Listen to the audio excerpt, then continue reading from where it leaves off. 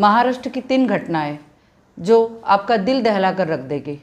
कोई भी व्यक्ति जिसको जिंदा जला दे या उस पर एसिड फेंका जाए या फिर उसका दिन दहाड़े खून हो जाए तो आप सोचिए कि हम किस व्यवस्था में रह रहे हैं।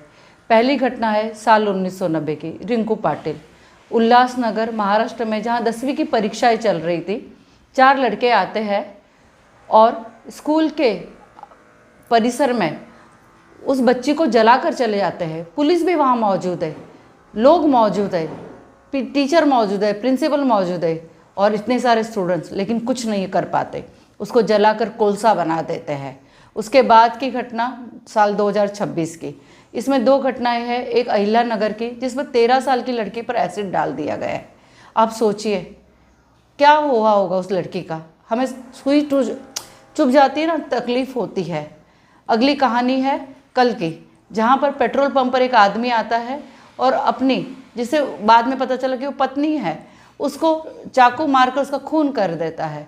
अब इन घटनाओं से क्या प्रतीत होता है? यही कि इनमें डर नहीं है। ये घटनाएं साल 1990 कहिए या साल 2026 के चलती रह रही है। इसका कारण क्या है? इसका कारण जो मुझे एज ए वकील, लॉयर समझ में आता है वो एक ही, कि इन लोगों को डर नहीं रहा है। किसका? कानून का, समाज का और पुलिस का। उन्हें पता है कि ऐसा कुछ ज़्यादा नहीं होने वाला है, क्योंकि एक साइकोलॉजिकल रीज़न बताती हूँ कि निर्भया के केस में फांसी हुई थी।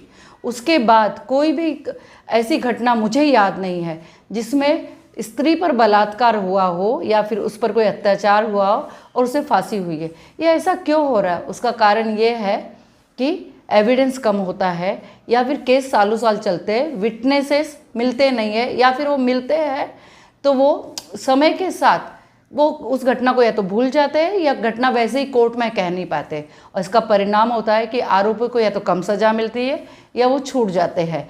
जब उन्हें फांसी की सज़ा मिलती है तो कई बार बहुत देर हो जाने की वजह से फांसी की सज़ा को तब्दील की जाती है लाइफ इम्प्रिजन में।